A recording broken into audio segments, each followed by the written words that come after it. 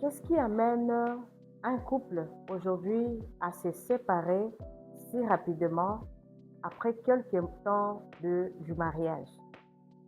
Voilà, donc on va essayer un peu de développer ce sujet dans cette première partie et voir ensemble ce qu'on peut faire, comme conseil, ce qu'on peut donner pour récupérer un peu ce qui est récupérable et aussi aider peut-être ces couples en souffrance, voir si ils peuvent arriver quand même à se réconcilier ou bien à changer ces comportements qui brisent aujourd'hui beaucoup de couples.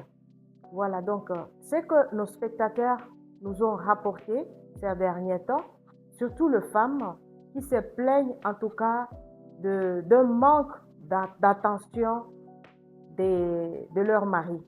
Voilà, donc je dirais que voilà, donc c'est revenu plus souvent dans nos conversations, surtout quand on essaie un peu de parler avec les femmes pour comprendre un peu pourquoi elles sont devenues si indifférentes dans leur mariage, pourquoi elles ne se soucient plus de leur mari. Et beaucoup de femmes nous ont dit que voilà, comme tout le monde le sait, la femme, elle est tout ce qu'elle entend. Donc, et l'homme, il est tout ce qu'il voit. Et du coup, dans le mariage, s'il y a ce silence qui s'installe, la femme, telle qu'elle a été créée par Dieu, elle se sent souvent abandonnée par son mari. Elle se sent isolée parce que le dialogue n'est plus d'actualité dans la maison. Tu vas voir un mari qui revient du boulot, il est très fatigué, il ne veut pas que sa femme s'approche. Voilà, donc s'il y a des décisions à prendre, le mari qui ne veut pas associer sa femme, et également, il y a d'autres qui, en tout cas, qui se sont rapidement fatigués de leur femme aussi, et ce qui crée aussi cette indifférence. Et du coup, tu vas voir cette femme, elle est toute seule dans son coin. Si elle a eu la chance au moins d'avoir des enfants, elle peut se faire accompagner tout le temps par ses enfants. Et il y a d'autres, ces femmes-là, qui n'ont pas eu la chance aussi d'avoir des enfants. Et ce genre de femmes, cette catégorie de femmes, elles se retrouvent isolées dans leur coin. Voilà donc comment on peut faire aujourd'hui pour installer le climat dans un mariage. Est-ce que ça ne serait pas possible aux hommes aujourd'hui de revoir un peu leur façon de travailler? Parce que je me dis, le travail ne devrait pas nous séparer de nos conjoints. Il y a un temps pour toute chose. Il y a un temps pour le travail, il y a un temps pour le foyer, il y a un temps pour le divertissement. Je me dis, si tu ne dois pas bien organiser ton emploi en temps pour dire, voilà, par exemple, 50% pour le travail, 50% pour mon foyer ou mon couple, c'est-à-dire que ce couple-là ne pourra jamais évoluer. Voilà, donc la femme, elle a besoin de ton attention. Qu'est-ce que cela veut dire? Tu peux même être au travail et tu penses un peu à ta femme. Tu l'appelles de temps en temps, tu peux faire juste un petit message, tu lui dis, voilà, comment vas-tu ma chérie? Est-ce que ça se passe bien à la maison? Ou bien peut-être que la femme aussi, elle travaille et peut te faire un coucou. Et ce sont de petits ingrédients qui pimentent un peu l'amour. Mais si cela n'existe pas dans votre couple, sachez bien sûr que ce couple est en train de mourir. Voilà, donc ce sont de petites choses qu'on néglige plus souvent et après on se plaint quand il y a le divorce dedans, quand il y a cette femme qui te tourne le dos. Voilà, parce que la femme, elle a besoin d'attention. Elle ne demande pas beaucoup de choses.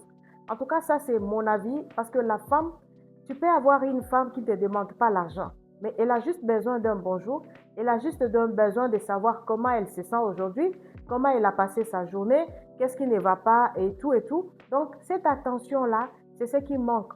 Et quand une femme, aujourd'hui, elle tombe, c'est peut-être, je dirais, c'est des cas isolés.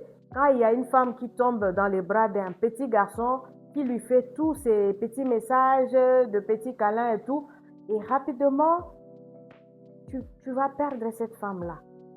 Ce n'est pas à cause de l'argent qu'elle va suivre ce garçon ou cet homme qui lui parle des mots doux et tout.